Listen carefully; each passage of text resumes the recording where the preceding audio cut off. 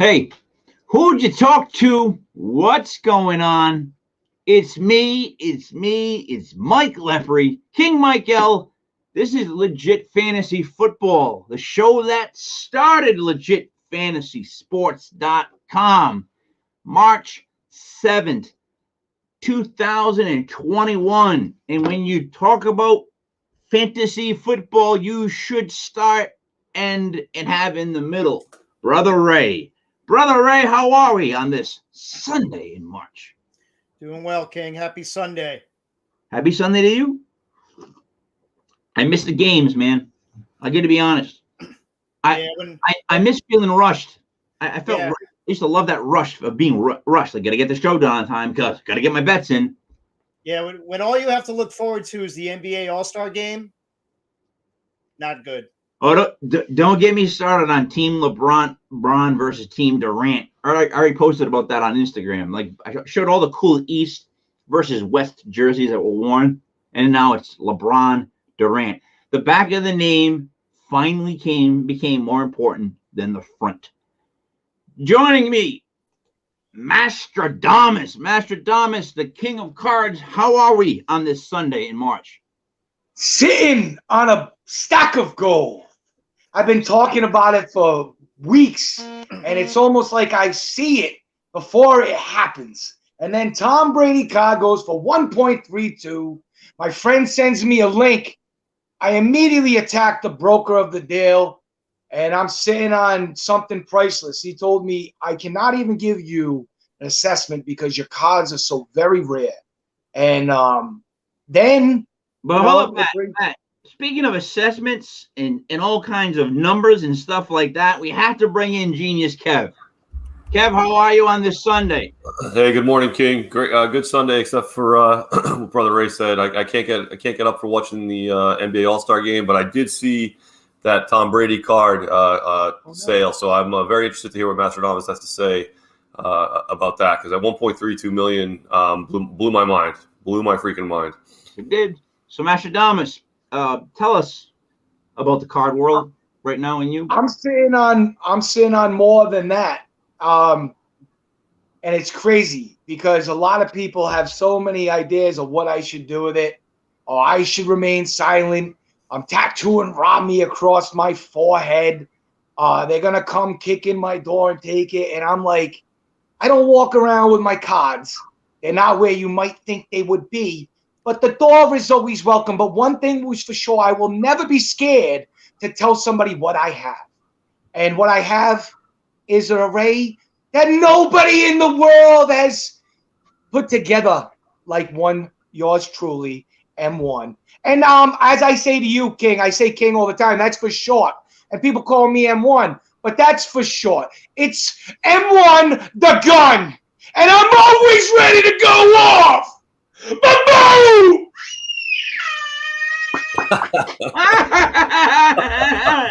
Well, you definitely scared somebody there. Yes, you did. No, I'm not trying to scare anybody at all. But the funny thing is they have different ideas. My brother doesn't want me to sell them. He wants me to wait 10, 20 years. I'm not waiting 10, 20 years. If I can get even 1 or 2 million, I'm changing my life. I'm not going to work hard anymore. These cards are going to work for me. I don't care if they go to 10, 20 million, even 5 years down the road. But there's a lot of people that have ideas of what I should or should not be doing. I'll never be scared to tell people. It's been great. I've got an array of followers on Instagram all of a sudden. I've had people saying this is a fake picture. I'm not the owner of these cards. I'm riding the clout. It's been so much fun. It's been so fun. I had this kid on Instagram, and this is who I'm basically talking about, and he told me I was a nobody. I haven't been told I'm a nobody in like 10 years. It feels so good. Thank you. The competition. I am a somebody. You wish you had my cards. You know, I'll let you touch them. Yeah, I wouldn't touch them. That's the thing. Like that's why I hated cards. That's why I hated cards, because you couldn't even touch them. Oh, don't touch it. Oh, crease. Oh, that's in the comic books, man. I want to read them. I got them to read. That's where I get the comic book. He's saying you're putting your family at risk. I'm not putting my family at risk. People I seen on North Providence somebody put up a stack of cards. A stack of money and new kicks. They kicked in his door and they killed him. It did. Yeah. Could that happen? Absolutely, it could happen. Am I flaunting my cards? Do these people know where they are? Absolutely not. But am I always ready? 100%. And I recommend that for everybody at all times, because it doesn't matter what you have. Somebody wants it. And in the military, they train you that somebody is always watching you. Switch up your daily plans, your daily game, and always be on your swivel. I've always had my head on a swivel. But one thing's for sure is I'll never be scared. And that's what I told him. I said, he was talking about how my kids were going to be raised, kind of not smart like me, because I'm a knob. And I said, no, my kids will be different. They won't be weak. And I'm not saying that I'm stronger than anybody. But one thing's for sure is being prepared is not being scared. Don't be scared, be prepared. And I think that it's time to sell. We're going to have maybe something coming up. We'll see. Yeah, let me weigh in on that really quick. Time to sell. Look, it's definitely time to sell. Yeah. I'll tell you why. It's definitely time to sell, and I'll tell you why. You will enjoy a small amount of money a hell of a lot more now than you're going to enjoy a lot of money when you can't really move. You know what I mean? I might be dead. Water because your fucking hip hurts, or I can't go out and do this because this hurts or that hurts. Like, do it now. My advice for you is enjoy yourself now, dude. Don't worry about it. Just go cash them in. I'm going to move south. If I get what I want from this collection, I'm going to move to the south. I'm going to buy a house outright, and right there I won't have a mortgage to worry about. And then I would be away from all the congestion. I really always wanted to move south, so we'll see. I'm already starting to put myself there and everything, but I don't want to sell myself short. I will not take, anything less than what I think the collection is worth. All right, hey, we're gonna follow you along, and we're wishing you the best with these cards. You keep us updated. We'll keep everybody updated. Let's just jump over to one thing for a second. Every now and then you catch that classic argument about that's not counting the NFC championships they won before the Super Bowl, or that's not counting the championships they won before the ABA merger, or that's before Jackie Robinson and it was only white players. Like, there's all these different things that they throw out when you're talking about certain topics. And for some of them, I think they hold true. For some of them, I don't think they do. Now, an NFC championship, where do you guys hold that as far as where do you hold that in esteem as valuable? Like, you get Super Bowls, but before the Super Bowl, you had NFC championships. So, Brother Ray, where do you, I'm not picking on you because you're the oldest, but where do you rate championships? They have to be up there with Super Bowls. When the Browns won all those championships, the Bears, even the Packers. I mean, you have to hold those up. I mean, there were no Super Bowls at the time. Super Bowls at the time. So it's not the team's fault that there wasn't a Super Bowl and that there were only 10 teams in the league. Yeah. That's not the team's fault. They beat whoever was in front of them, and they were the champs. End of story. Genius, your take? I see that point of view, but I value Super Bowls higher. I have to think through the logic behind it, but I can't dispute what Brother Ray is saying. Obviously, the league was a 10 or 12 team league. They won the championship. Some of those Browns teams are unbelievable, but I still hold Super Bowls higher. So if you were ranking, I don't know, maybe a Super Bowl is 5 points and one of those is 3. I don't know, something like that. If you have to kind of do the math to do it all out. But I just don't hold them up there with the Super Bowl because of the competitiveness of the league once you have the AFL and the NFL merge. Mastradamus, what is your quick take on this? It's so tough, but that's the beauty of the NFL. It's one game and you're done. And when I think of the NFC championships, I think about the Minnesota Vikings 15-1. What a great team! I think of even Brett Favre when he was jumped on with the Vikings. How about that team? That was a great team. It's tough because you got to be ready. You got to be mentally prepared. You got to be resilient. And a lot of those teams, I guess we can say, were flawed. I'm like with Kevin, man. He's right on. It's got to be the ring. All right, so let's go over this thing. All right, now, Matt, I think you confused the NFL championship game with what we're talking about when they were only called NFL championships before there was a Super Bowl, like back in the old black and white days. You could only win an NFL championship, right? So there was limited competition, King. I'm gonna give you the this. I think this is the top 20 ranked. So the Packers had 9 NFL titles, 4 Super Bowl wins.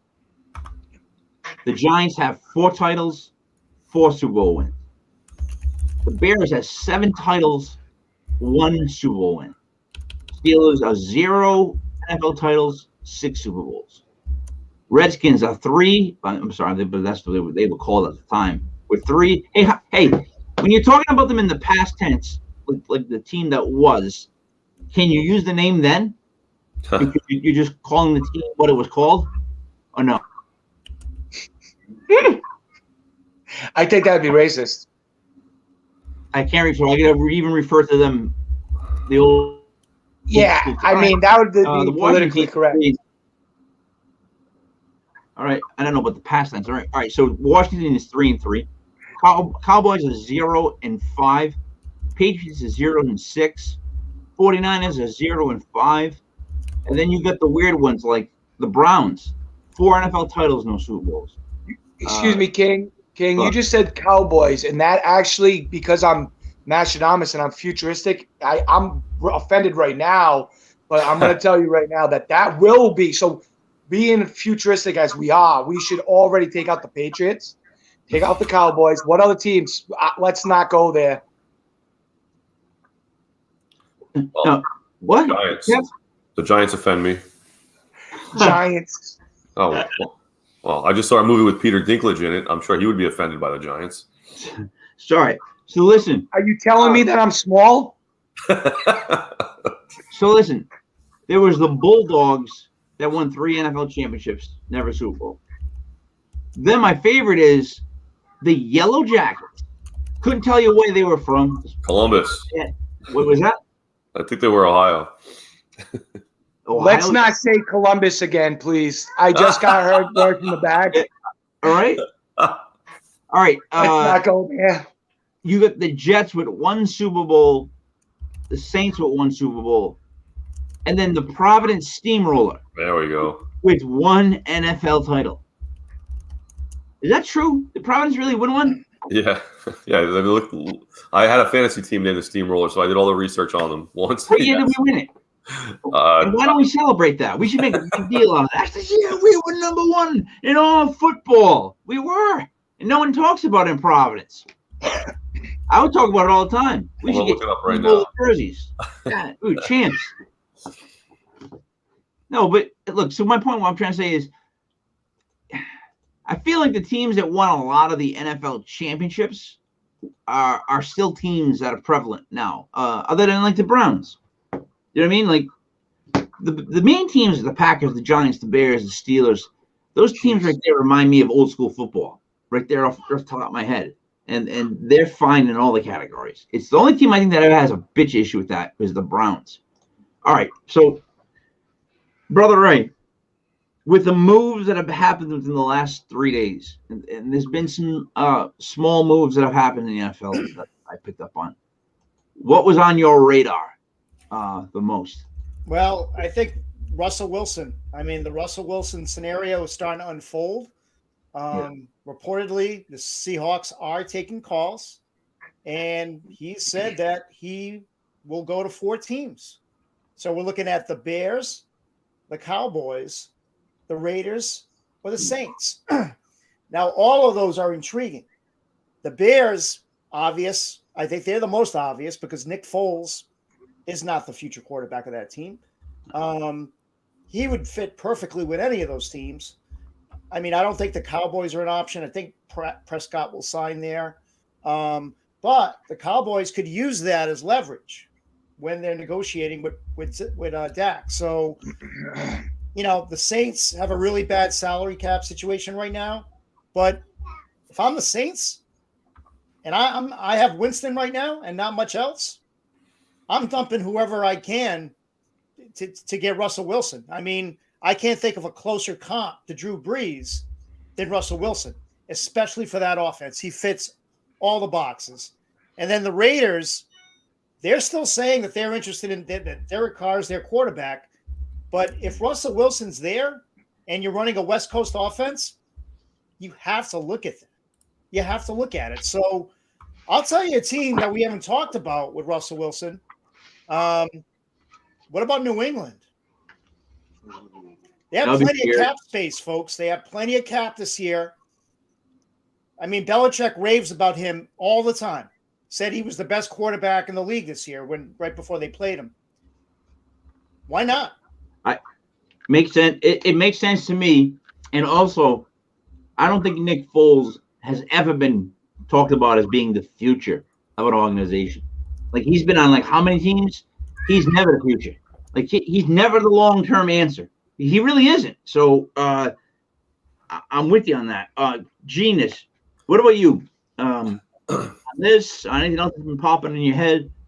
No, the Russell Wilson thing is kind of the big one, and we talked a little bit about it last time. I don't like the way he's going about it. I don't like him. I don't like the way he carries himself. I think he's a head case. I think he goes out of his way to try to act like he's not a head case. But the way he acts and the things that leak out, I think there's something going on with him that's just not right. And he's like, I want more say. That's such a big mistake these guys are making. They're making a huge, huge mistake because NFL teams, especially, it's not like the NBA where LeBron was a 15-person roster and it's pretty obvious who does what, and you can kind of, LeBron still destroys teams. Look at look at what Cleveland looked like after LeBron left. But in the NFL, it's a 53-man active roster, then a practice squad, and Russell Wilson wants input. Okay, fine. Well, what happens when you're not Russ's buddy and he doesn't get you paid? Or there's every team is tight on salary cap. So I think he's going down a really, really bad path here. And I think Deshaun Watson is making the same mistake. And the teams that want him, I don't see how most of them can get him. I mean, the Patriots would be an awesome fit if Belichick could screw his head on straight and say, look, I'm the GM, you're the quarterback. I'm not out there throwing passes with you, so let me do my job, you do yours. Maybe with the 6 rings, he can do that. But I'm a little skeptical of the whole situation. But either way, Seattle's got to straighten it out. Question for you, Kevin. Does he want more control in the play calling, or does he want more control in the roster? He said both. I know he had a meeting earlier this season where him and the offensive coordinator and I think Carroll was there too, and they were talking about the offense. And Wilson got pissed off and stormed out because. Pete Carroll is we all know Pete Carroll's philosophy.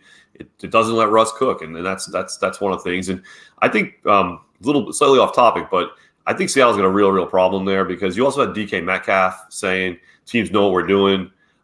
They know how we run our offense, and you can't have a freaking second-year wide receiver saying stuff like that. So there's a problem in Seattle that has to get straightened out. And they are running an archaic offense. I mean, I love offenses that run the ball more than anyone probably. But their offense is something I would run in Madden. 2 handoffs and a deep pass and hope it all comes together. I mean, I would blame Tom Brady, though. Tom Brady went to Tampa. Tom Brady installed his offense, called the plays, got all the free agents he wanted, and they won a Super Bowl. Yeah. So these quarterbacks see this now. They want to do the same thing. You can't blame them. I mean, Tom has opened the door for that. Well, he was successful. Why not? The reason why I blame them is because Brady's a 20-year veteran with 5 Super Bowl rings, and he sat in meetings with Belichick every single week. Like this is, I don't know if this is just widely out there, but Belichick and Brady had a one-on-one before every single game for an hour on Monday to talk about what they wanted in the game plan on both sides of the ball. So Brady's basically been tutored by the best football mind. I don't want to start an argument, but one of the best football minds in the history of the game every single week for 20 years. And he's got 5, and he won all those 6 rings in New England. So Wilson's got 1. They melted down in the other one. And he comes off as immature. Brady's never said anything like that. Brady's never carried himself like that. So these guys want to be Brady. Well, put the work in first. I want to come at this on a whole different angle. I agree with Kevin earlier. I'm going to disagree with him here. Think about if you're Russell Wilson, right? And we all talk about the biggest play in Super Bowl history. He came off to the sideline. He looked right at Pete Carroll and goes, "What happened there?" There's a reason for that. He's not being told that he can check out of that. He probably knew that play was being covered well, but he's going, "You step back and you throw that right here." That's the type of control that he wants to be able to check out of, or maybe he just wants a little bit more control in the offense. But one thing's for sure, he remembers that play, and that play wasn't a handoff like everybody else wanted, and it was a direct pass into something that he could have probably not even have checked out of. But he's being remembered that way. That is a Pete Carroll philosophy offense. He was too young to be able to take over at that time, but that is what Pete Carroll is probably having him do. He doesn't have the rights to the offense like he should. I have no problem with him calling Pete Carroll out, wanting to oust himself. I don't think New England would be a fit for him. I think the Raiders would be a fit, and I think the Patriots are going hard after Jimmy G. That's what I'm hearing as of this morning. And it makes sense, familiarity. They like Jimmy. I think that Bill loves Jimmy. He thinks he can win with Jimmy. But I do think the Patriots must make a move. They're going to make a move. They have to respond after Tom won the Super Bowl. But when it comes down to Russ coming to New England, I don't think that there's any reason you'd want to. I think you look at Darren Waller, Henry Ruggs, those weapons down at Raiders, and I think I could see him in silver and black. All right. Well, I was just slipped the info from the genius that in 7 years we will get to celebrate the 100th anniversary of the Providence Steamrollers winning the championship. So they were the best. We can have our 100th year anniversary of when we were on top of the football world. We should stop planning the party. I remember that team like it was yesterday, King. We just start the party now. We get the governor involved, make a big deal out of this. The Steamrollers. 100 years ago, we were the top of the NFL food chain. I think we should. Can the genius find out what their record against the spread was?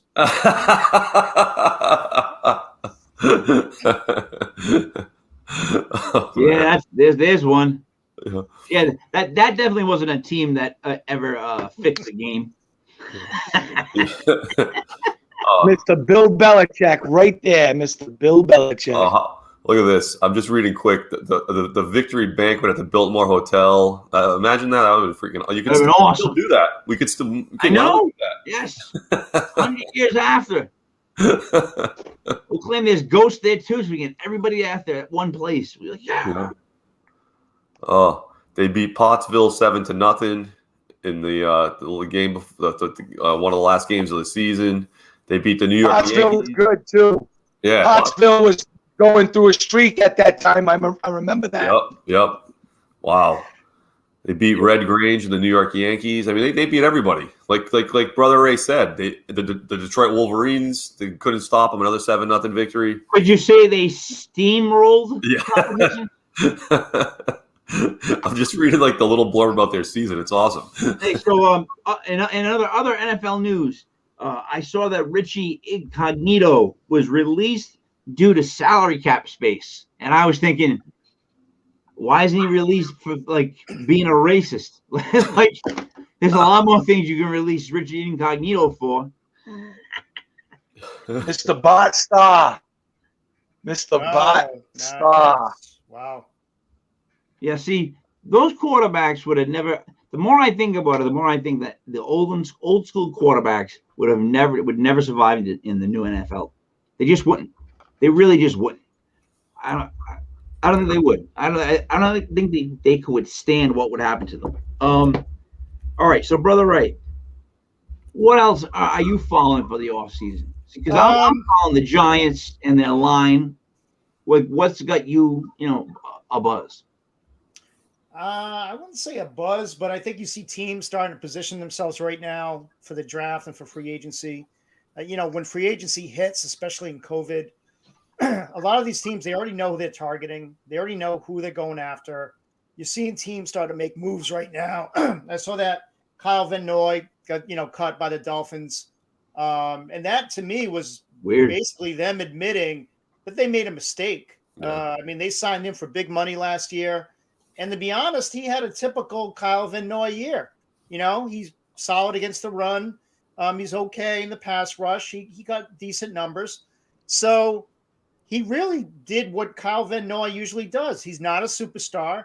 He's not, a defensive player of the year. He's not an all-pro. But they paid him that big money. And then they turned around and said, you know what? We're going to cut you. And they basically, they could have kept him on for around the same amount of money that they're taking as far as the hit. So that tells you that they don't want this guy on their team. And it's not really about them. They just don't want him. They and I think they have some younger guys. They have Van Ginkel who can step in and for cheaper options. So I think now you see the teams start to make those decisions. All right, we like this guy, but we really don't like this guy that much. We can save money here. We'll take this dead money, move this over, and be able to go after, a free agent that's really going to help us get over the top. The Giants are looking to trade potentially an offensive lineman that, has been good for them. You've seen teams make these moves, and they're starting to position themselves because once free agency hits, before you'd fly the player in, you'd wine and dine them. Now with COVID, these things are going to happen fast and furious. Yeah, I agree. I agree. I agree. It's going to definitely be like that. There you go. Man, that was the best team of one of the best teams of all time. That was a great logo. Get 2 rollers, not just one to crush the competition. Dude, I want a hat. The first one, and then we hit you with the second one to finish the job. All right, let me. I can't get through. Let me go over what's been irking me for the offseason. So, the New York Football Giants, we're trying to trade Evan Ingram really badly. Like, they're trying so hard. You have no idea, right? Got rid of Golden Tate. Got to figure out if we're going to trade what's his name? The guy from the Browns, the right guard. Blanking on his name. But I think that was yeah. What's his name? Right? Is it Turner? No. The one that Zeitler. Zeitler, that's Yeah, right. I go to his names like the last thing. So Zeitler is big money. He probably was our best lineman, but he's older. They live and trade him. And then the defensive line, they can't sign both Dalvin Tomlinson and Lennon Williams and then add somebody. So something's going to go.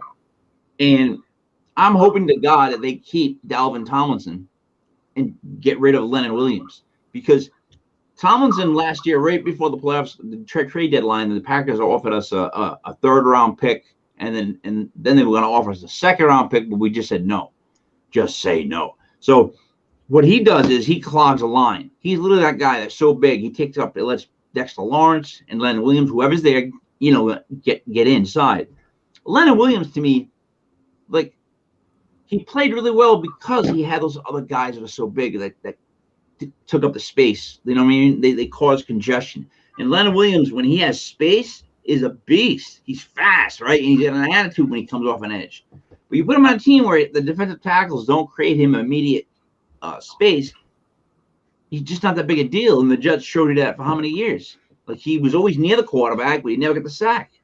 So, like, big decisions like that, I think, are on every team. Like, it's like, do you keep the flashy guy, or do you keep the guy that's like the lunch pail, do his job, like create for other people type player?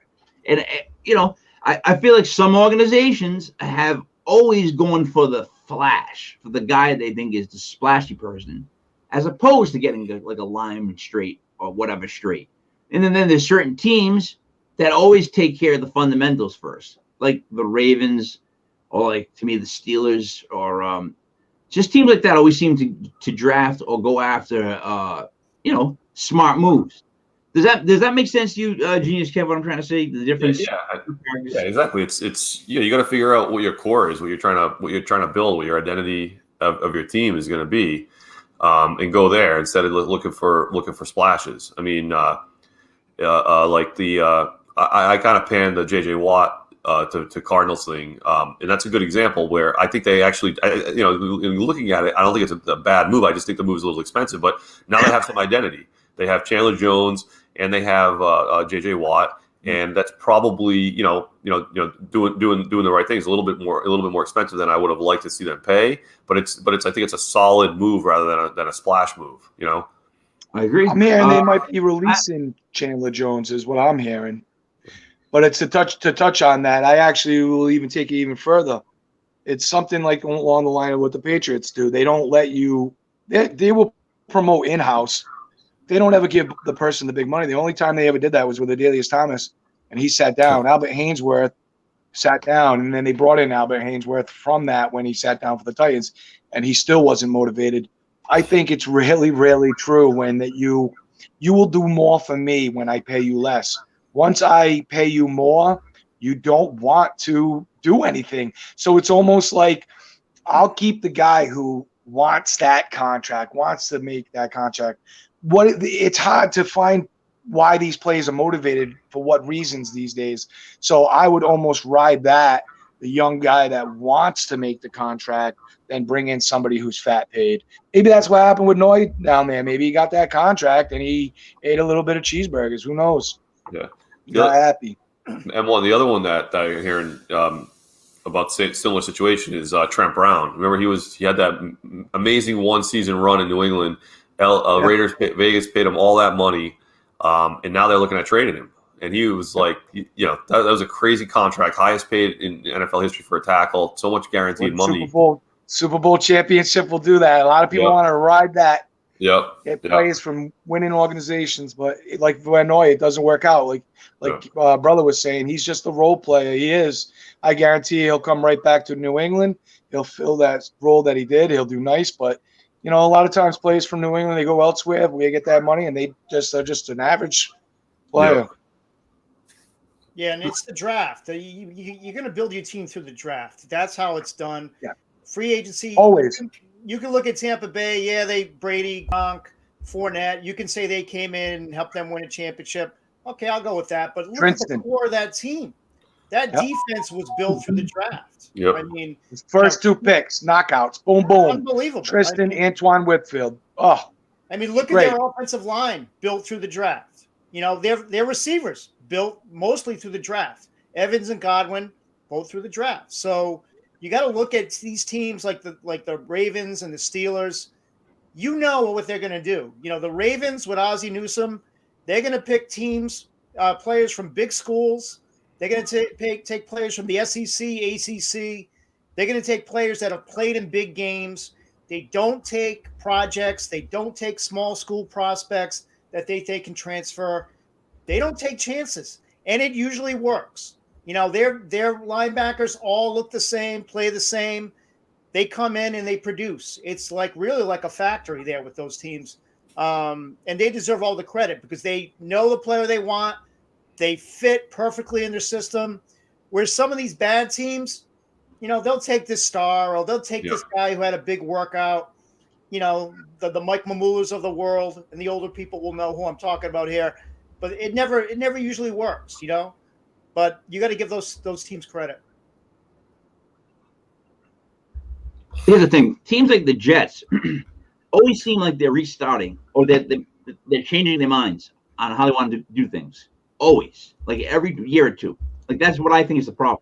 Some teams don't have direction at all, obviously. All right, let us do our mock draft of the first 11 picks again, just to see where we are from the last couple of weeks and see if we're still thinking the same name, shall we? So, at number 1 to the Jacksonville Jaguars. I'll let Matt just knock this out of the park, easy and quick. Matt, who would go to the Jaguars at 1?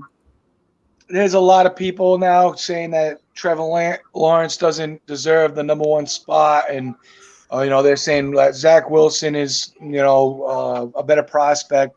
That couldn't be further from the truth. He is the player that they say he is. It's Trevor Lawrence. I can't wait to see what he does with Chenault and all the James Robinson in the Jaguars. I think that they could possibly go 500, maybe 7-9 next year, maybe even sniff the playoffs. They are going to be good. I'm in agreement that he goes there. I think we're all in agreement that he goes right there. In the 2 spot, I keep seeing this, that the Panthers have put on the table a trade of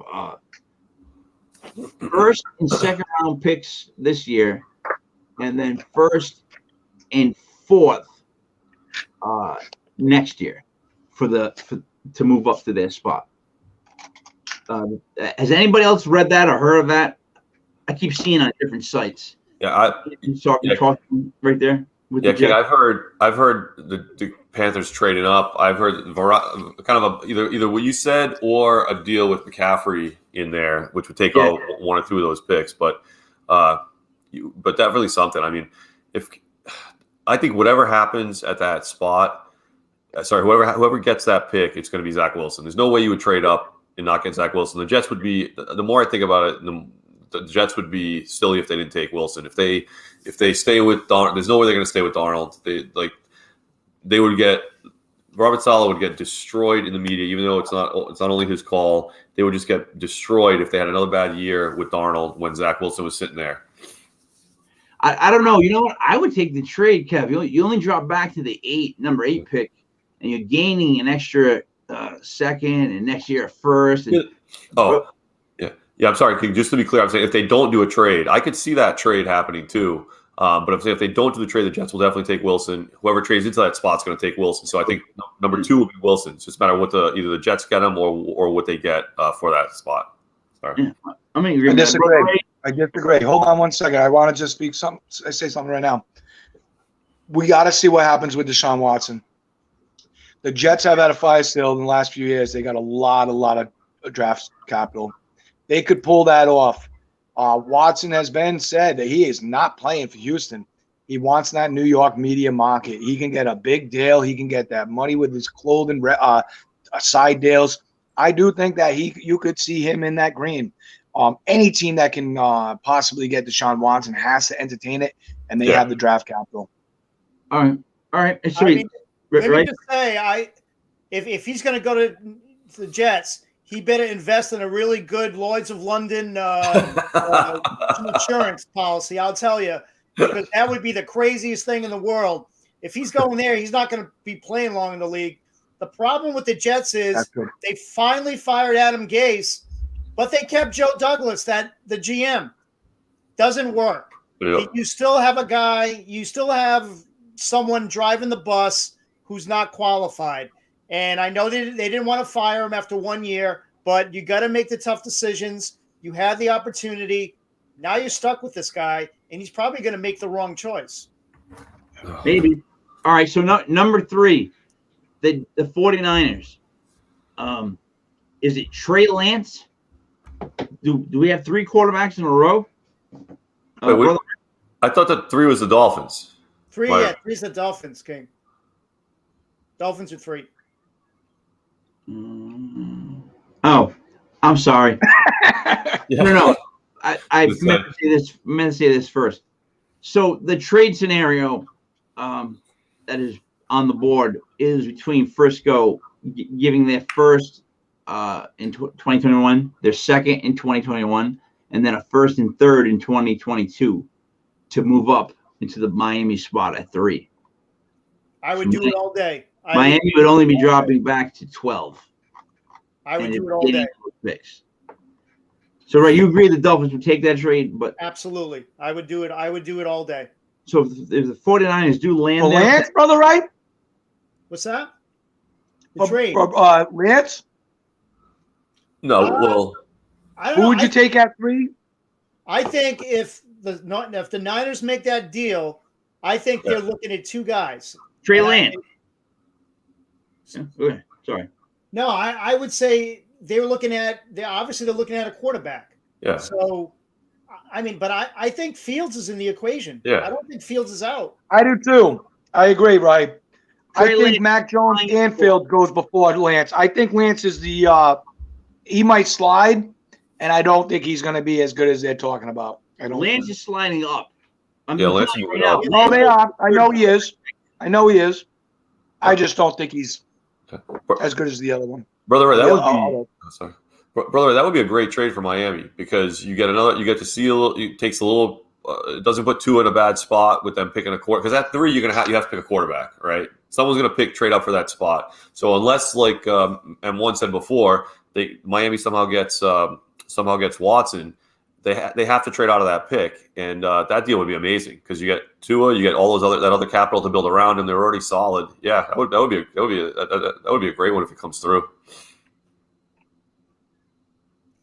Yeah, and I disagree. I wonder how Miami feels about Jamar Chase because they absolutely, if they're going to roll with Tua, they have to get him somebody to stretch that field and give the other guys the middle and the open in the lanes because that's really what we've seen. Tua's problem was there was no holes. He did well with what he had, but you gotta help him. And if they're going to roll with him, you have to put people around him to see what you have because right now you're not helping him. Well, the argument there, though, is that they can get a really good receiver, a solid receiver, all pro in the second and third round. If you look at the free agents that are going to go out, I mean, that are coming out right now, Chris Godwin, I think second or third round. Kenny Golladay, third round. Allen Robinson, second round for Jacksonville. You can get solid guys in the second and third round at receiver and running back, which is pretty much their glaring needs on offense. I would do the trade all day. All right. So let's move on to the 4th spot, the Falcons. I keep seeing Slater, offensive tackle from Northwestern. Really? Wow. Yes. So before Sewell. Yes. I know, but it's just what I've been reading. See, King, this is a good example of what you're talking about with teams that know what they're doing and how to build, and teams that don't. Because at 4, the man that M1 just brought up is going to be very attractive, Chase, and they could say, okay, we're going to have Julio for a couple more years. We got I can never remember the secondary guy's name. Ridley. Yeah, Ridley as 2, and now we throw Chase in, and now we got this amazing 3 wide receivers. But that would be an Atlanta move. That would be something they would do. So I could see it. I think they'd be better off taking Sewell. I'm just in disagreement with Kevin all day long, and I love it. Julio Jones, I wouldn't be surprised if we see move. Calvin Ridley is the new number 1. I don't see them going for a wideout here. What I do think that the Falcons are in the need of is you got Matt Ryan for possibly this last year here. Yeah. They're going to bring in somebody because they don't have another quarterback draft next year. This is a QB needy team. They need a QB here. If it's not Fields, like I said a few times, I think it's Mack Jones. I don't think Mack Jones goes at 4. I think that's too high for him. No, Brother Ray, I have a tackle. I do too. I told you I don't like Mack Jones. But they're saying he's the most proficient in NFL ready QB, and having him right there with Bama right next door to you, it just makes too much sense. The connections right there.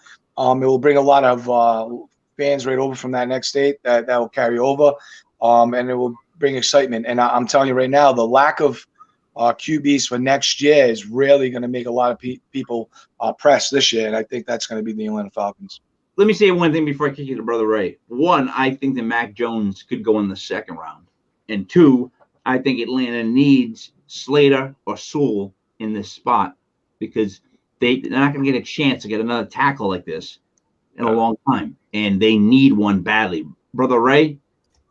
Sewell, in my opinion, besides him and Lawrence are probably the 2 best players in the draft. Sewell is probably the best tackle prospect to come out in 10 years.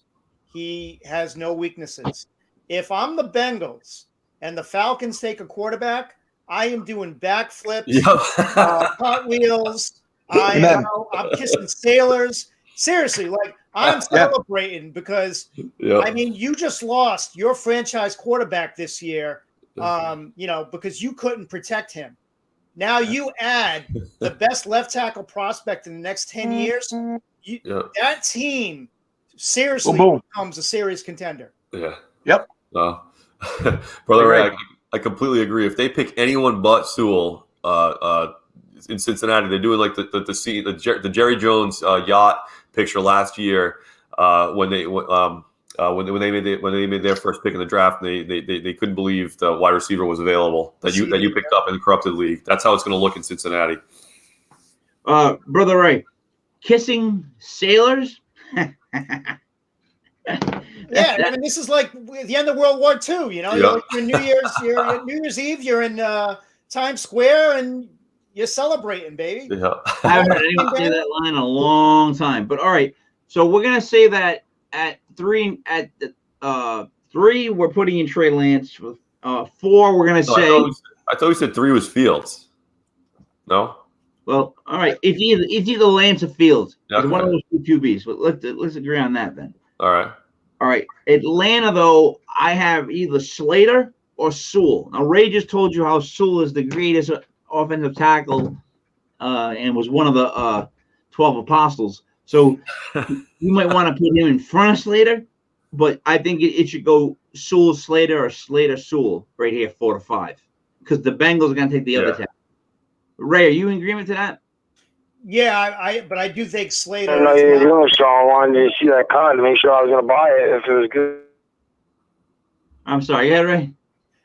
No, I don't think Slater's at the same level as Sewell, but he's definitely the next tackle after Sewell. But I wouldn't put them in the same tier.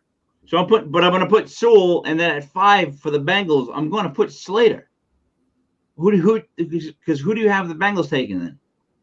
The only other person I would see that could be a possibility would be Farley, who's starting to go up the charts at cornerback. I don't know if they would take a cornerback there. They do need line, so it probably would be Slater. Slater and Farley are very close. Kev, any argument with Slater?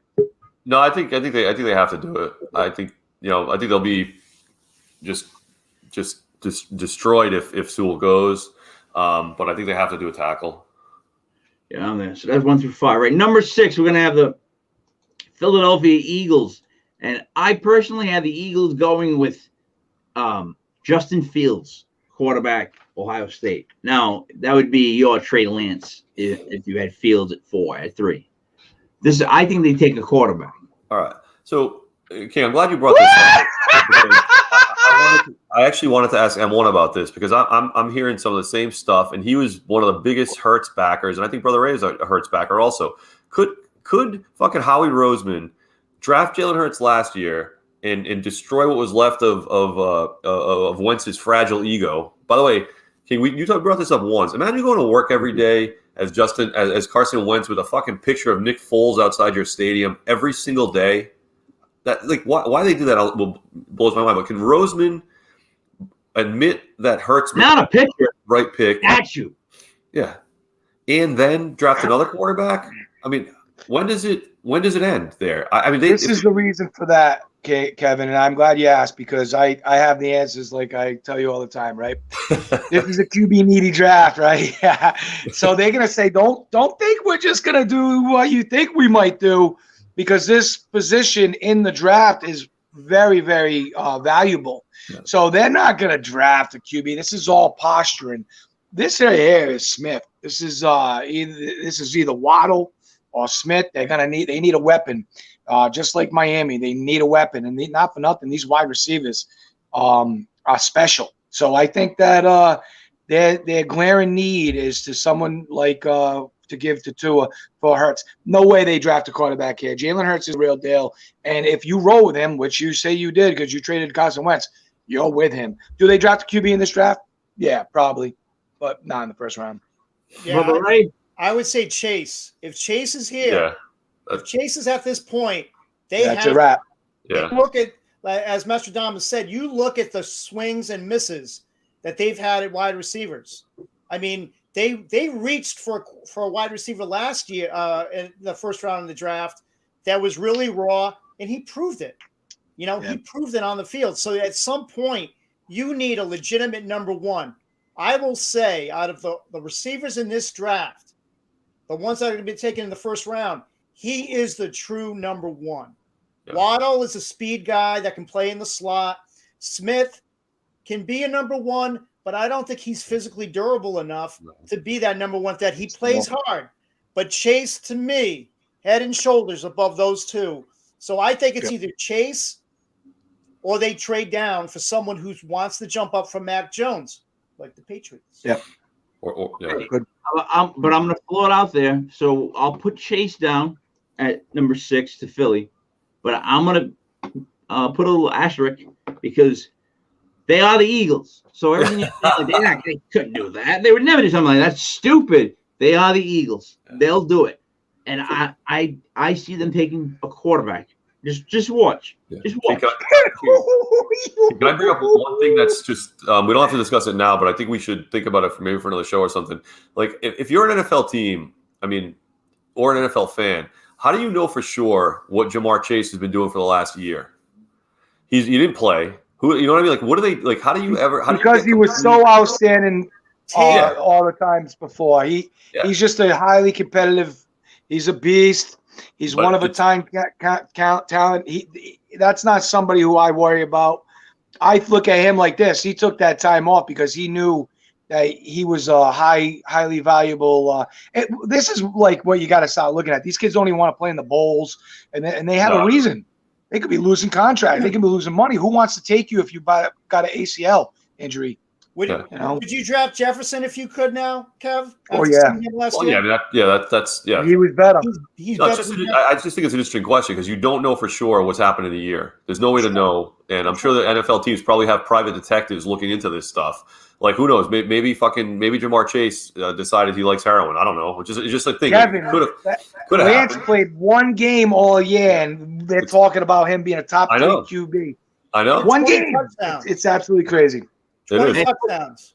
And for the record, wondering if Jamar Chase likes heroin is ridiculous.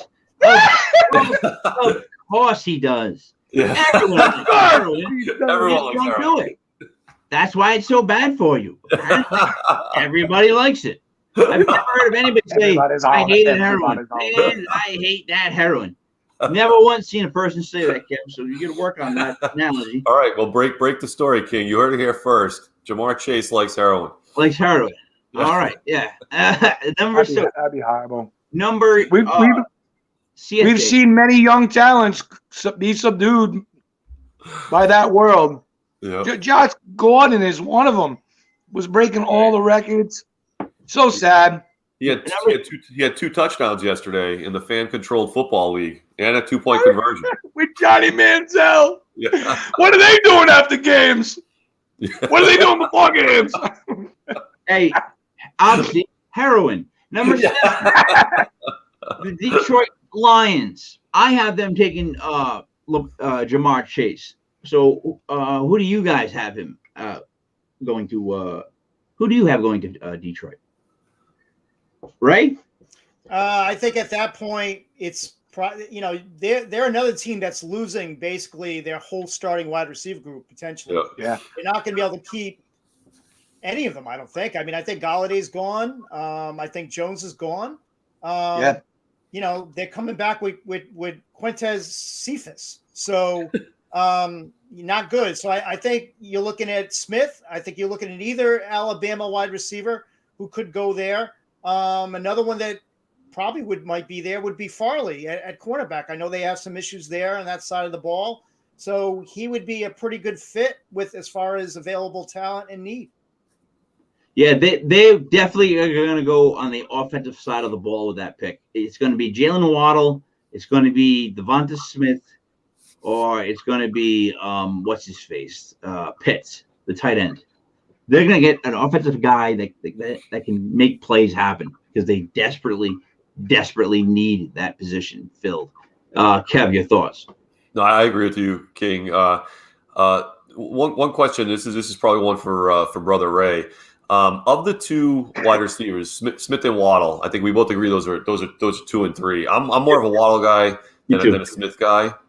But with the quarterback situation in Detroit with Goff there, one of the things they were saying with Goff is he missed Brandon Cooks last year. Is there either one of those guys that projects more into a Brandon Cooks type role that he could work with more, or do you think it's not even worth considering that? They should just go for whichever one they think is the best. I mean, to me, Waddle would be more of a comp to Cooks, just physically, as far as using their speed, being shifty in the slot, not really being a true number one. Cooks has never really been a true number one, even though he's been paid as a true number one. I prefer Smith because of his work ethic. I mean, they both work hard, but Smith, to me, it really works hard. The only knock on him is physically, is he ready? Can he get off the bump and run? Waddle's a little bit better with the bump and run, but I mean, for me, it's Smith. I just think he's really smooth. He plays really hard. He just needs to physically become a pro. So, I mean, I think if one of those two guys, it would definitely be Smith for me all day. See, Kev, I'm in the Waddle camp. Like he's explosive, period, and he's not 170 pounds. You know what I mean? Like that. Those are just issues I have. Yeah. So, King, I heard today Smith is 165. So by the time the draft goes, I think Smith is going to weigh about 142. By the time the draft goes off, it's dropping every week. It's freaking crazy, and that's all the smoke. It's all smoke. Like I'm almost saying about some of the quarterback stuff. It's all smoke. Yeah, it is. All right, so then we're gonna say that at 7, the Lions take one of the two Alabama receivers. Yeah. All right, we'll put Smith down. All right, we'll go with Devonta Smith. So we'll say we're missing something here though, because that Fitz from Florida. They're saying he could go as high as 4, and someone might trade up for him and grab him. They're saying he is a top 4 player without a doubt, and he's going to change somebody's offense. I agree. I don't think that they make that move. I don't think they're the team that makes that type of move. Now that might be the Philly slot. Somebody. They have a great tight end right now, Nostradamus. Yeah. No, I'm not saying Detroit. I'm just saying we're missing somewhere along this line. I think maybe we were saying, Philly trades out. That might be a perfect spot for somebody to come in there and grab Fitz. I'm in agreement with all you guys. I think they go wide receiver, the Detroit Lions here. They have to. I like Goff. I think Goff is all right. I think he was limited when he was in the Rams. I think Brandon, like Kevin was saying, Cooks is not a true number one. You got Josh Reynolds, who is kind of like the same with Woods. He's a good possession receiver. Kupp is a slot guy, but he's never had much.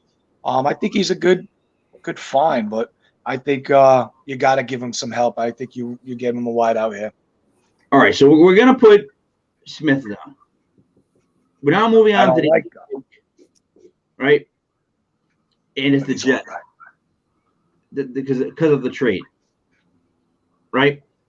Or we can take it as it's the Jets because we're still going along with the trade, or we can just say that they didn't trade out of the position. Either way, it would either be the Jets here or who am I trying to say? Carolina. All right. So at the 8th pick, I have the Jets taking Farley, cornerback. Right, at 8. If the board's like this and Trey Lance is still on the board, and they're not keeping, they're not keeping Darnold because they've already traded down. That I think they'd be happy potentially taking a risk with Lance here. If they're going to keep the pick, though, I think they might trade down anyway, even if they don't take Lance here. Yeah. Because there's still some good players on the board, and they need a lot. I would say if they're going to make the pick, you pick the best player, and that would be Farley. Kev? So if the Jets keep the pick, if the Panthers keep the pick, yeah, that means that they don't have a quarterback, right? Yeah. So I can see them going like Trey Lance here. Yeah. If the Jets trade, what does that mean? That means the Jets are taking this pick, yeah. Yeah, so maybe Trey Lance goes to either one because that means the Jets. I think either one of them could take Trey Lance. I think maybe that's the whole. If they drop back like this, and Trey Lance is available, I'm in agreement with Brother Ray that at that point, it seems like they're sticking with Donald, and why not take the best athlete available? And Caleb Farley might be one of the best cornerbacks in a long, long, long time. He's 6'2", 205. That's a big dude. Yeah, I couldn't really argue that. I'm trying to think through all the scenarios, but yeah. So maybe we say if Carolina keeps the pick, they do Lance. They desperately want a quarterback that they can build, and if the Jets keep it, they do Farley. I wouldn't argue that. And one with you. How about you do what Cleveland did a few years back, and you take like the player with the highest value at that point, and then you get your quarterback later on. I say maybe this is the spot where Fitz goes. Yep. The Jets on offense have been awful. They're going to lose Jamison Crowder. They don't have anybody else. Denzel Mims. Put Fitz in the middle of that offense. I don't know. Get the QB later on. Maybe get somebody QB in free agency. Put Teddy Bridgewater maybe there. Help out that offense because in this day and age, it is about scoring points, and there's always deficiencies on every team's defense, and it seems like the money's on the offensive side of every team's. So why not get some points on that side of the ball? See, I 100% agree with Pitts, but I think if you're looking at need, the Jets need a cornerback that can go up against all these wide receivers in the AFC East and just in the AFC. They got a lot. Well, there's not a lot of talent in that AFC East. You know what I mean? You got the Josh Allen. That's it. So if you can get maybe a little, got a little bit of offense in there, score some points, they could make some noise. Well, you do got Miami Dolphins, but. Yeah. And the Jets have a horrible, horrible track record of drafting tight ends. This would change that. That's what has me worried. Yeah. It has me worried that they draft him and ruin him. That would be awful. It's where everyone goes to die. I'll put Farley / Pitts because we've got two different camps on that. Before you move on, King, I think there's 3 teams that are going to be targeting Pitts really, really badly. I think one is the Chargers. I think one is the Patriots, and I think the other one is the Cowboys, because the Cowboys they do not have that premier tight end. Same thing with the Chargers. They're losing their starting tight end. So, and the Patriots. Let's be honest, they've taken a couple in the second and third round. They took a couple last year. Have not worked out. And Belichick loves Florida players. He loves Bama. He loves Florida. He still has a pipeline there. So, I don't know. They would have to get some. They'd have to get up there, though. They would have to, yes. and they could.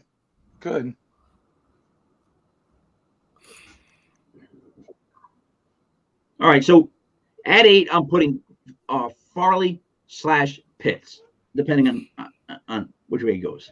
Number 9, the Broncos. Let's see what I wrote down on my Word document. Oh, Patrick Surtain, the second. I have him going here. Brother Ray, your thoughts?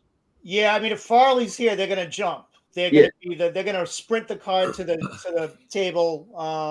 If Farley's there, it's Farley all day. But if not, it would be Surtain, right? I mean, yes, Surtain is on the same level as Farley, but if they're desperate for cornerback, he would be next.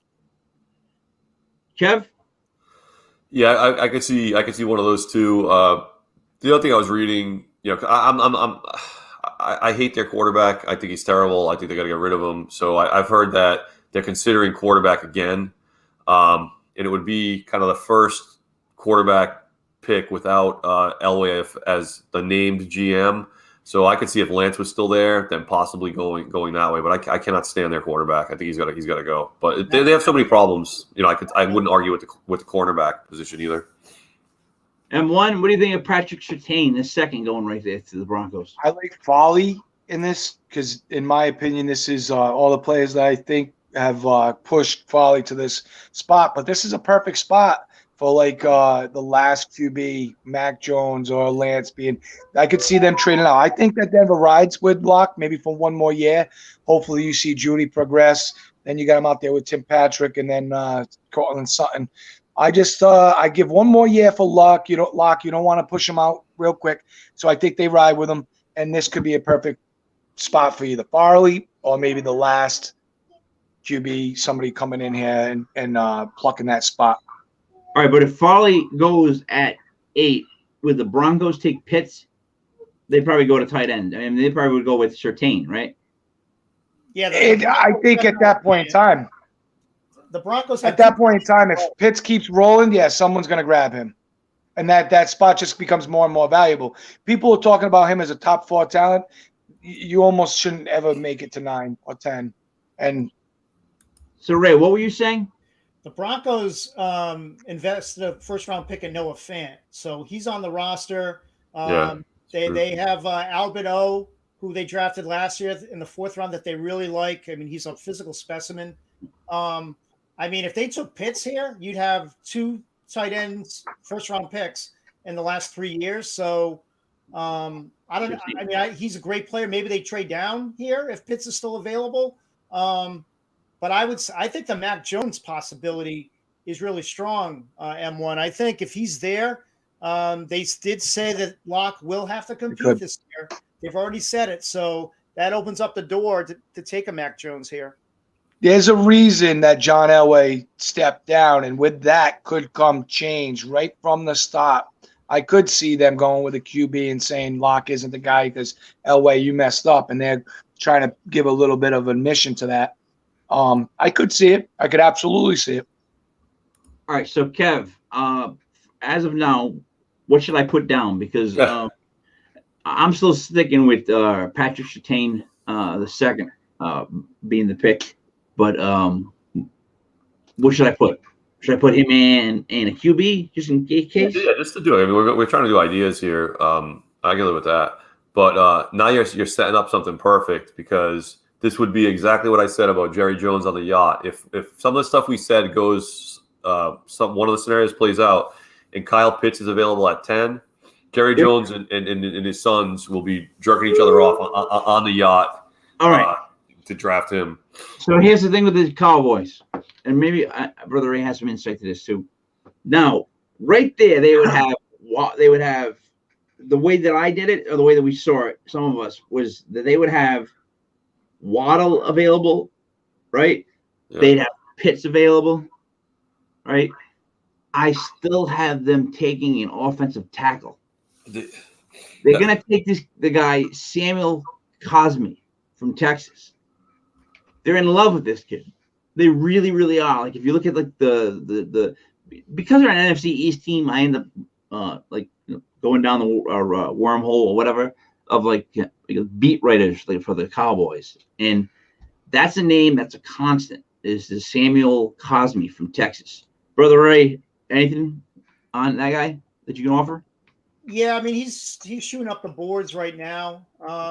Shooting up like heroin, like the old days with the White House. Kev knows about the White House in Dallas, right, Kev? Yeah. But I mean, I don't know. It'd be really high to take him there, since I think they could probably get him lower. I don't know. I think Vera Tucker, the offensive lineman from USC, and I think Rousseau, who really has dropped down a little bit, but I mean, he was one of the highest rated tackles, I think, coming out. But how can they pass on Pitts? You know Jerry Jones. Yeah. If Pitts is there, I can't see them passing on him. Plus, another thing, I really think Amari Cooper is going to be gone. I don't think they're keeping Amari Cooper. If they re-sign Dak and they're going to spend that money, something's got to give. I think Cooper's gone. And they could also look at a Waddle or something like that to round out the offense. But Pitts, to me, is the perfect fit. So, sorry, Kev. Go ahead, Mike. Sorry. Right now is, Kev, I'm about to do to the NFC East in the draft what I did with them during the season. And I told you that Philly sucks, and they're going to take a quarterback. And everyone said, no. Now we're on the Cowboys, and everyone's saying they're going to take Pitts, which would be like such a perfect pick for them. But I'm going, nope. They're going to take an offensive tackle.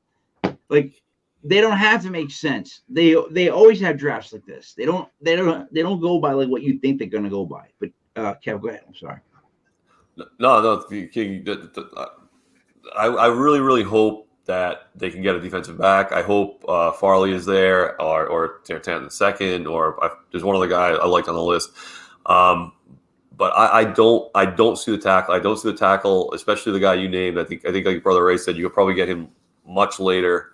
Not much later, but later in the draft. So I think write it down because you are the king of the NFC East.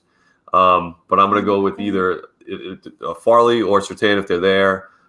Then second, if Pitts is there, they're going to go Pitts. I mean, if Pitts falls to 10 and like M1 is saying he's a top 4 talent, and you know he's been called generational, all that stuff, they'd have to take him. Jerry loves a shiny new toy.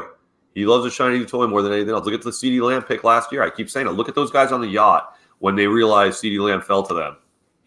Oof. All right. I'll tell you what. So then at if 11, if they got Pitts and they paired him with CeeDee Lamb, we're talking problems for the whole NFL. That would be unbelievable. CeeDee Lamb is special, and I don't think that they would really miss Amari Cooper because I think CeeDee Lamb is going to explode this year. Michael Gallup is going to just be Michael Gallup, very consistent. But if you put Pitts in the middle of that, I don't care. But Danucci could be the QB, and they're going to score their points. So listen, 11-12, right? The 11 pick and the 12 pick. If the Dolphins do, in fact, make that pick earlier, they'd be at the 12th spot. Now, Jalen Waddle will not get past the Giants and Dolphins. One of those two teams will take him. So if he's available and it's Giants at 11, Dolphins at 12, someone's going Waddle, which I believe would probably be the Giants. But if the Giants do not go with Waddle, they're going to either go with Kwity Paye or for some reason, the two guys from Miami that are on the Giants board higher than everybody else's, and that's Gregory Rousseau and what the hell, Jalen Phillips. The Giants, first of all, love Miami products. They love kids that come out of the U. Secondly, when they get in love, when the Giants organization falls in love with certain players, they stay on them the whole time, and they usually end up being the names that get called. Sometimes much sooner than any Giants fan expected. So Jalen Phillips and Rousseau is just a freaking nature as far as size wise, but I would take either one. However, if I'm really the Giants GM, I take Waddle if he's there because he's my favorite wide receiver out of the group personally. I take Pitts if he slips. I take but after those two offensive weapons, I would take Micah Parsons. The Giants haven't had a guy like Micah Parsons in forever, and a guy like Micah Parsons doesn't come around in like forever. So I don't know why we're sleeping on him. But at that 11 spot, if Waddle's available, I guess it's Waddle. But if not, I don't want to see them go to the Rousseau and the other guy from Phillips, the other guy from Miami. I would love to see Micah Parsons go here and then let the Dolphins take maybe Jalen Waddle. Ray, what do you think? I don't think Parsons is the best linebacker in this draft. I think the one name that's going to jump up the boards, he could be a top 10 pick, is Jeremiah Owusu-Koramoah from Notre Dame. I think he's basically better than Parsons, and he doesn't have all the baggage attached. They're saying that this kid is the best coverage linebacker that they've seen come out of the draft in a long time. He can cover running backs, wide receivers, tight ends. As far as go again to the running back, Parsons probably has a little bit of an edge. But they're saying this kid is going to go before Parsons, and I know the Giants like Notre Dame players as well. I could see if the Giants are going to go linebacker, I think they're going to take this kid. All right, so this kid, I have going number 15 to the Patriots. So this kid is definitely going to be something. Like he's definitely a talent. The problem is every time they write about him, it starts off like this. from a pure talent perspective, Owasu Karamoa is a top 10 player on my draft board. Unfortunately, his body type and skill set is going to have some NFL defensive coordinators unsure of exactly how to utilize it. So he's a smaller sized linebacker, but he's new age. He's a new age linebacker. Yeah, It's Army knife. Yeah, he's like that safety linebacker hybrid type is what he'll be. But all right. So we have Jabril Peppers. He's kind of like that. But Micah Parsons, how are we sleeping on Micah Parsons? Like, that's my point. Like, to not even consider him up that high. Like, that kid is an unbelievable football player. Like, Ray, what are your thoughts on Micah Parsons? Seriously. I mean, the tape doesn't lie. He has great tape. The reason why he is dropped has been the baggage, the interviews, and the off-field issues. Oh. And at this high of a pick, you have to take that into consideration. Now, a lot will have to do, I'm sure, with the interviews, but I mean, if I'm looking at these two players, and if you look at production-wise, they're right there. Parsons has he has more size, he's more the traditional fit, but again, these teams are not going to take chances with someone who's not going to play for them, who's going to be on suspension, who's going to have issues with the coaching staff. I mean, he is a talent, but are you going to roll the dice? And M1, Parsons sat out last year, so we know what he was doing. Heroin. Heroin?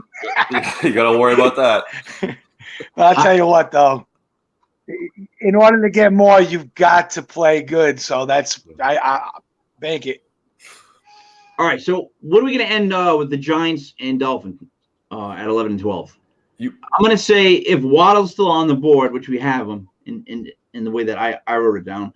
The Giants. Gentlemen, I have to leave, so I'm going to leave now. I'm gonna part ways, but I have to go. I have to get my kids fed, and I have to go. Enjoy your Sunday. Everybody enjoy their Sunday. Be good. Be safe. You should be heading to a safety deposit box as part of your errand runs. You should be opening up a safety deposit box somewhere. It's my recommendation. You ain't kidding. And I guess I need a squad now, like security and everything, because I'm like a target. Yeah. Target. People are doing research on me right now. Let me know. I'll just have a double of you. Probably being followed. This shit's getting real out here. All right. You know what I'll do to get them off me? I'll just throw a Tom Brady rookie card. I'll be like, leave me alone. I'll throw it on the ground. I'll be like, it was a fake. It was a fake. Stay frosty, M1. Guys.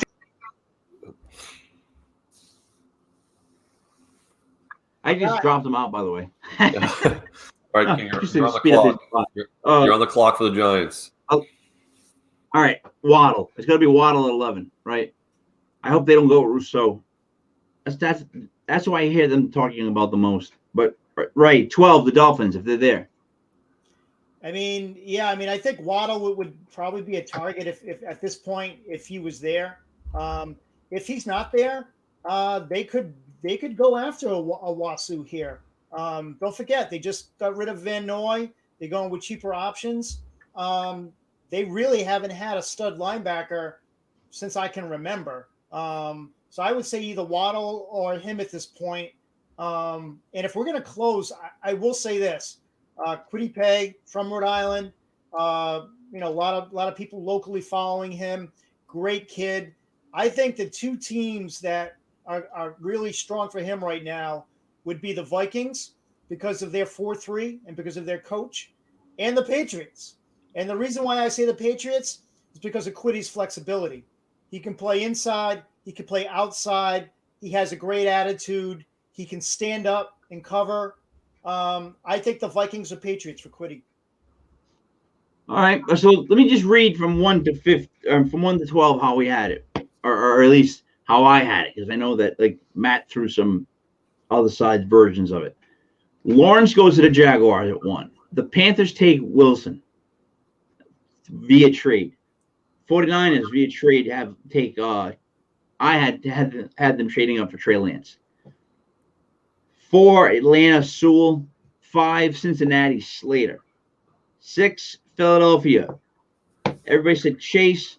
I say Fields.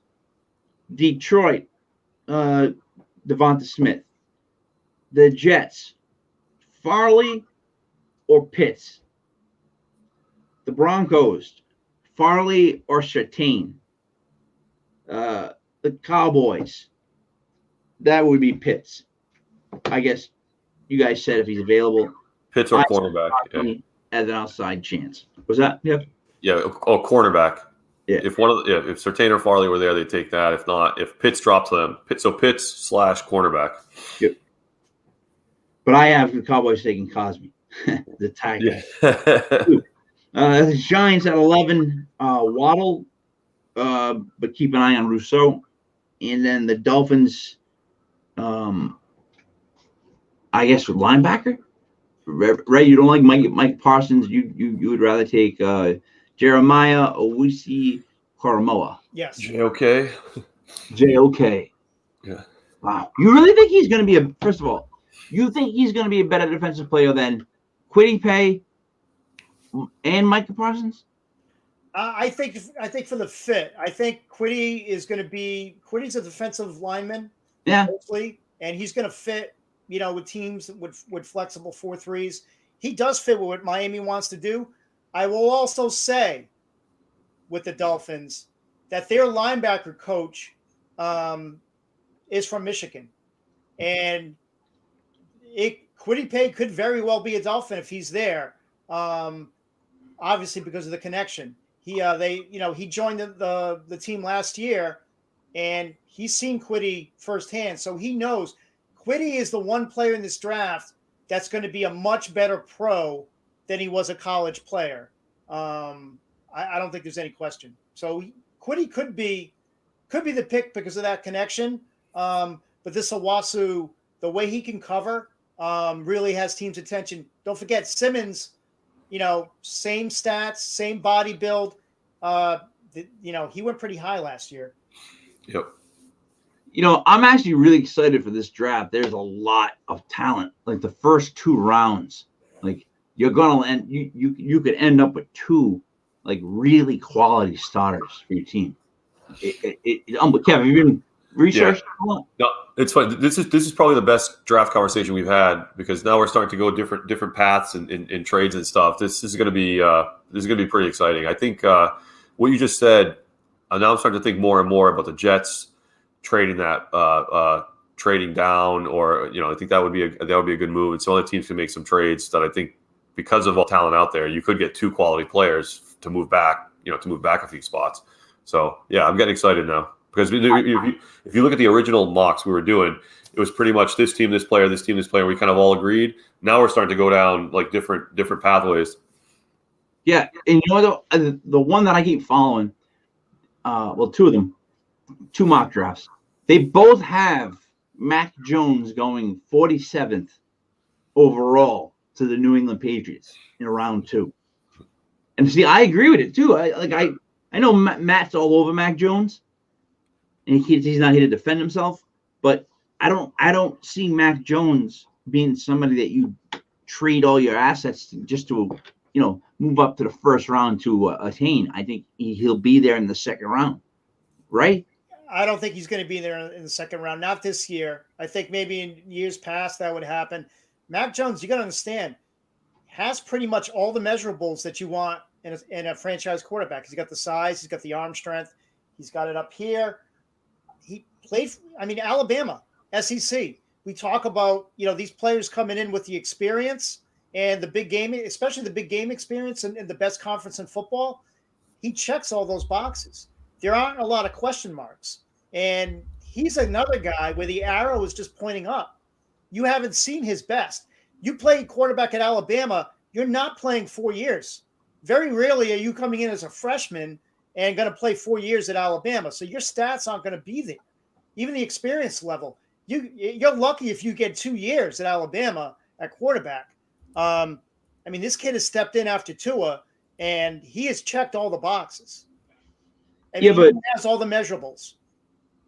But Ray, Fields, Lance, Wilson, and Lawrence, you don't think that they're much better than Mack Jones? You don't think they're on a different level than Mac Jones? No, I mean, I think Lance is going to be another one of those guys. He's got the size, kind of like Love from last year with Green Bay, where he's really raw. So the team that's going to pick him is not going to be trotting him out this year. No way. He is not going to be a starting quarterback in the league this year. He'll get killed. The smart teams like Green Bay, they'll take that player, sit him in back of an already good player. So I could see. I think Mac Jones has everything that these other quarterbacks have, and he's played against better talent. So to me, I've seen him play when the lights are the brightest. I've seen him in a championship game.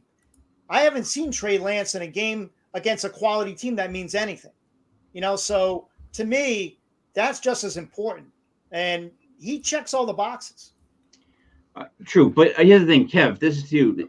It's true. But however, I keep finding him on every mock draft second round. When I do my mock draft, he ends up second round. So where there's smoke, sometimes there's fire. What do you think, Kevin? Does he belong with those other four quarterbacks? I don't think he does, but I don't think he falls to 47 either, because I think one of the things Brother Ray said that I agree with is you could get a team that's trying to do it that doesn't expect him to step on the field. Doesn't expect Lance to step on the field right away. So that, so a team kind of stashes him. But Mac Jones, the problem I have with Mac Jones, and Brother Ray, you may disagree, you may know him better than I do. I don't think his ceiling is as high as some of those other guys. I think some of those guys have incredibly high ceilings. I think Mac Jones reminds me of somebody that could go out there and be decent. But I don't think he's going to be someone that's like, wow, did you see Mac Jones? Did you see what Mac Jones did on Sunday? I don't think he's going to have Justin Herbert type impact. Herbert, I don't say he came out of nowhere, but he wasn't even supposed to start, and he ended up just having those monster game after monster game. Where I think Mac Jones' ceiling is probably lower, but I think he does have all the intangibles. He reminds me of a Burrow, but less than Burrow. That's kind of how I look at it. Yeah, so that's my thing with him. Go ahead, Ray.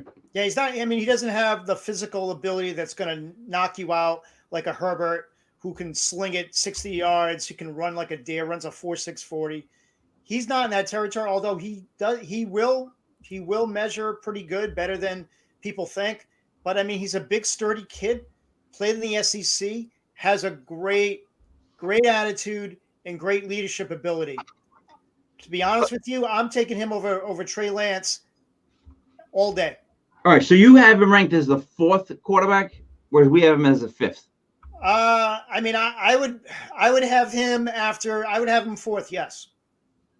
So here's my point: the fifth quarterback, if he ends up being the fifth quarterback, that could definitely slip to the second round. I mean, mathematically, there's just people want tackles, edge rushers, wide receivers that can score. You know what I mean? Like in those first 47 picks, 32 is the first round or whatever. So that's pick 15 in the second round. I 100% can see Mac Jones going in the middle of the second round to Patriots.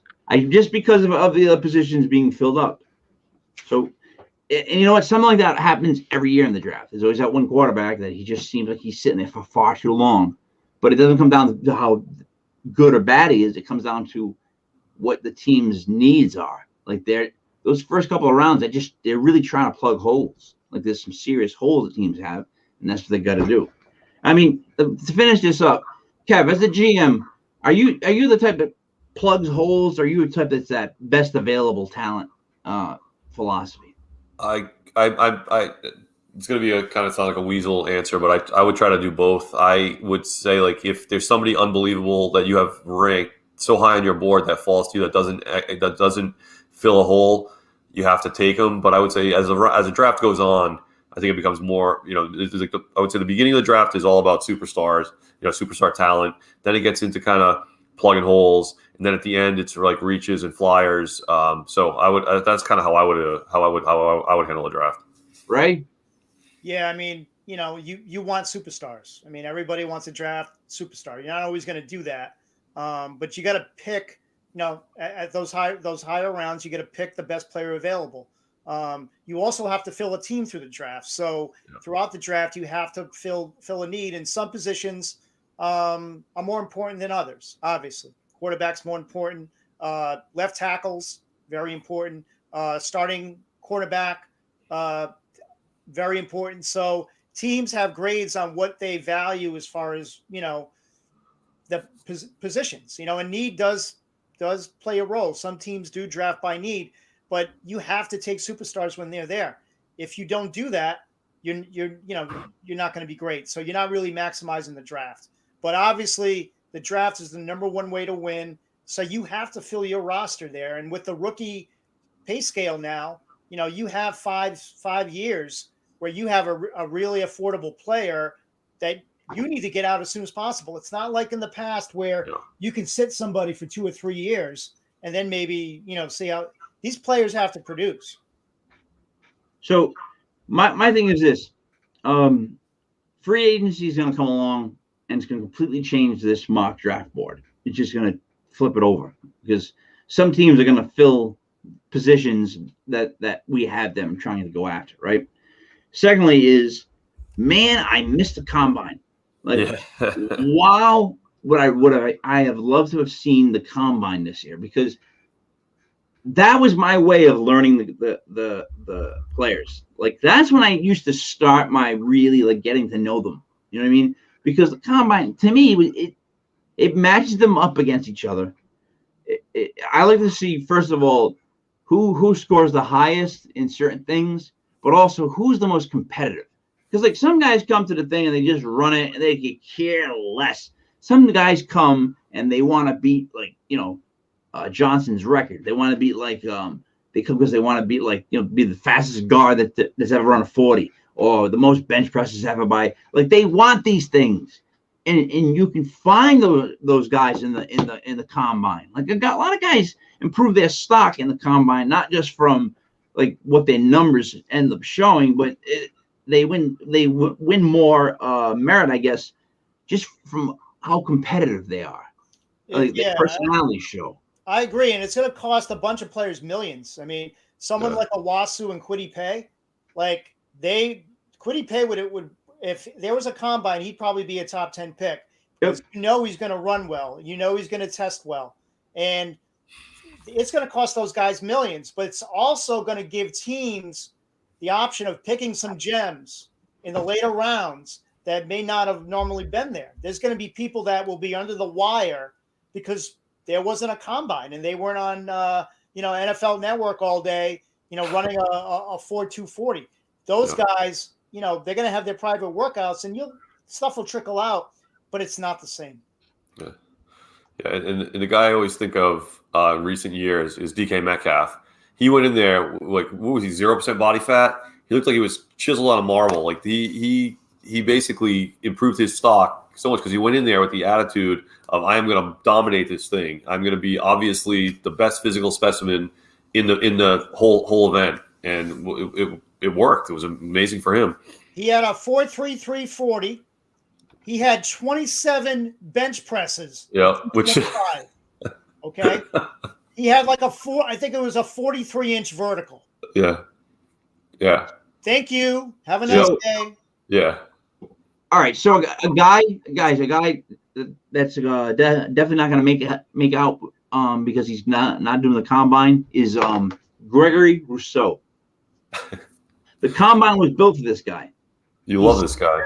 He's 6'7", 265, right? Comes off the edge from Miami. Super raw, super doesn't know a lot about football. But his body size and how fast he's going to run the 40 or would have run the 40. This is the type of guy that goes JPP style where everybody jumps on board with and they're all in total love with him. Because, again, coming off the edge, 6'7", 265, your arm length is longer than your height. That's like a nightmare. So that kid, Rousseau, would have probably went much higher in the draft if they had a combine. But without the combine, no one's going to know that he's 6'7", 265 unless you really watch him. But that's the perfect specimen. So it's I feel bad for some of these kids. Kwity Paye would be one of those guys that would light it up. His personality would light it up. Certain guys, they just would. And now they don't get the chance to. So, I don't know. Not a big fan of it. Quiddy Pay was the fastest kid at Bishop Hendrick High School as a senior. He was the anchor leg of the 100-meter dash team.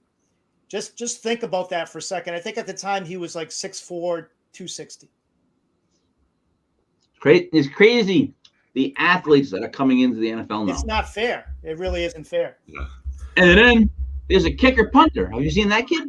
Have you seen that kid? I don't know his name, but man, I like that kid.